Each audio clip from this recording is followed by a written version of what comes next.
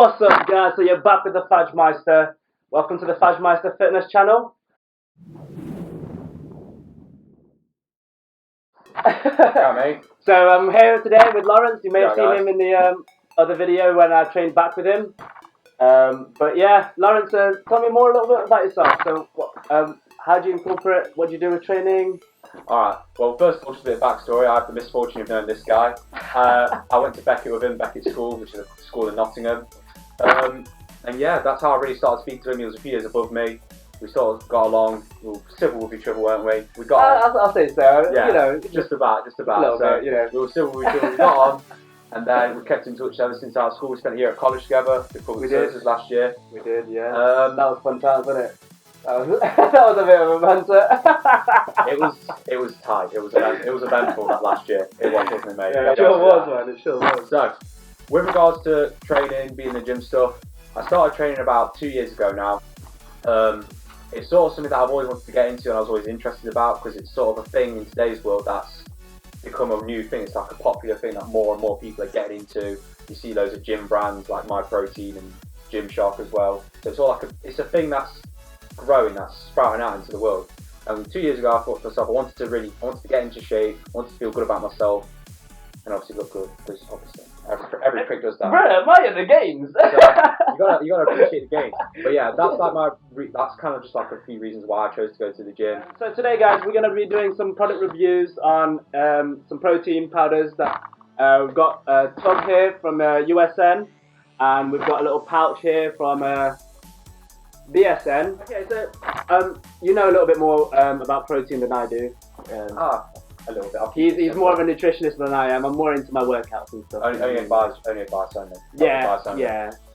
So just quick questions. I mean, what kind of why do people take protein? You know, I take protein because one, I find them fucking gorgeous, man. I enjoy the flavors. I just love it. But obviously, like, I know that, you know, I need to get X amount of calories and X amount of protein in my body to be able to grow muscle and stuff like that. But again, you know, through experience, I learned that. I learned that through experience, should I say? Yeah. What other things like why should it be important to incorporate into your diet? Right.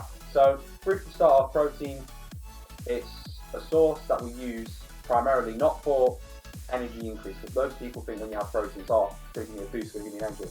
But that is the case, it does do that, but that's not its main role. You take protein purely because it's a simple way for help with repair and growth and recovery after exercise. Yeah. So it's a source that we need to help rebuild our muscles in a sense, without our body just doing it by ourselves. Okay. So it comes in all sorts of sources of proteins, things like steak, chicken, eggs, powders, supplements, gels, yogurts, things like that. Yeah. So with that, so we've got proteins, obviously, that's what it does. A little bit more of insight into that. After working out, after you do a session and stuff, I'd recommend this, say about 40 minutes after you do a session. I say that as like a time gap, so like get some supplements like powders and protein stuff into your body to help immediately help muscle repair. So I wouldn't say you use protein 3 hours after you've been to the gym and then you have your protein. I'd say have some straight away, get some meat right away after you've trained, because your body's just going through a hard session and it's like, whoa, my muscles are feeling this, they're a bit tired, they're a bit drained, they're a bit frozen, damaged. Yeah. Protein's just like a main source that helps people recover, helps your body recover compared to carbs. So carbs is like more of like energy boost. Yeah. Protein's more of like a recovery. Okay. Like slowing things down, you're resting, you're recovering, you're having some protein, helps with your muscles so your muscles don't risk to injury long term. Yeah. That makes sense. Yeah, that's great, man. It's not like necessarily you don't just have to have it straight away after you've just worked out and that's your protein intake. No, of course, yeah, no. It's like different people have different requirements and different amounts. So you can have your protein, like say powder stuff here, like in the shape of some milk after a workout, and then you can have steak and chicken later on. Yeah. So you're just like helping you up, you're spreading out your proteins, you're not just all cramming it all in one go. Yeah.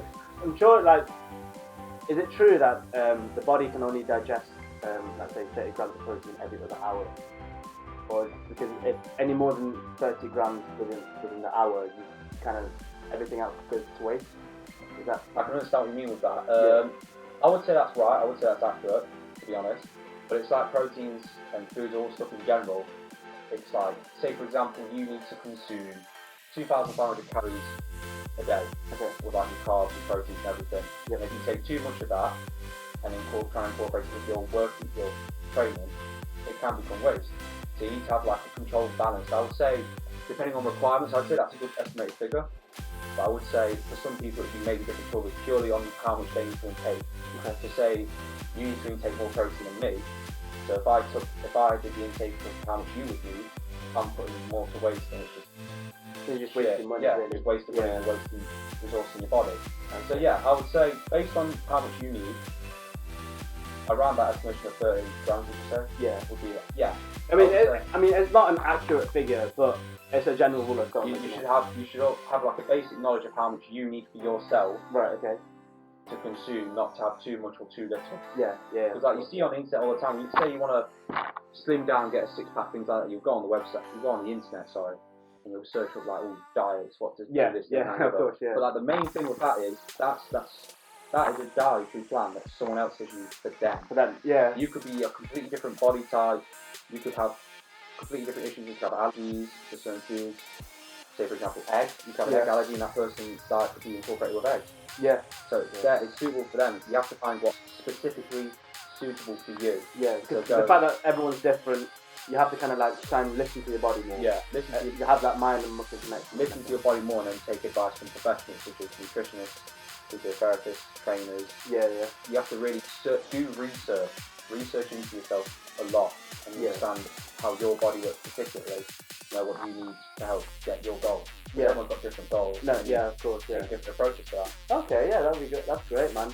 I mean, alright, okay, so we're gonna finish off with a bit of a review. So I've had this USN from USN, all-in-one muscle fuel anabolic. I'm gonna say it's a nice shake. Don't get me wrong. It's got like a pungent taste at the end of it. I don't know whether that's because my shaker is kind of old. Ah shit. How would you shake? I don't know. But yeah, no, I mean, this stuff here, really good. It says here on the back that it's recommended 3 scoops per serving. Realistically, I mean, personally, being a student and everything and being on a budget, I just tend to use 1 to 1.5 scoops to a pint of milk. Full fat, which is pretty bad, but full fat step. Fluid milk is the one I'd recommend personally. I wouldn't recommend using proteins and mixing with like green or red. Okay. Milk. The reason I say that is because fluid milk to like green milk, it's complete. It's got like all the things you expect from milk. Then you've got like green milk, which is like not as much fat, not as much things like that. Yeah. But your body may need that fat. You may need like the whole complete thing to burn off and things like that. So personally, for myself, I use fluid milk. I probably do. I mean, most of the time my flatmates stop giving me drinking blue milk, but I'm going to be bulking up soon, so I will be buying a lot of blue milk. I tell you that now. But yeah, like I said, there are 40 scoops in this box, in this container. There's 55 grams of protein. It does say at the back with 3 scoops per serving, but again, I just use 1 to 1.5 scoops to a pint of milk. It does me justice. I mean, with 3 scoops of this, I personally think it's a waste of money. You're still gonna have that protein intake from the milk and from the protein itself. So, anything else, anything more than that, you're just wasting it. And I think the purpose of these guidelines at the back here are for marketing purposes, to be quite honest with you. But apart from that, I drink my shakes. I normally drink my shakes after a workout rather than before a workout. So then, to me, drinking shakes gets me a bit bloated sometimes.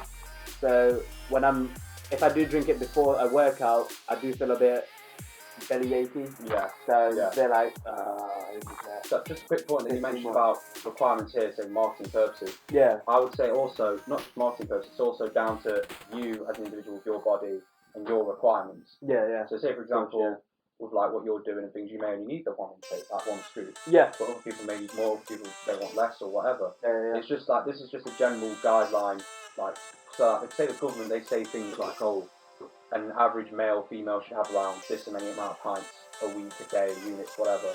That's just like a general guideline. It's not specific down to individuals training and having meeting requirements of consumptions of carbs and calories and protein. Okay. It's all variation depending on who you are and what you're doing. And your primarily your end goal, isn't it? Yeah. Yeah. No, that's true. Yeah, I suppose. Yeah, like Lawrence said, you know, it's a personal preference, but to me, especially being on a budget, I tend to take about 1 to 1.5 scoops. It does me justice. It does me fine. The next one is the BSN. Again, this is really nifty as fuck. So clean.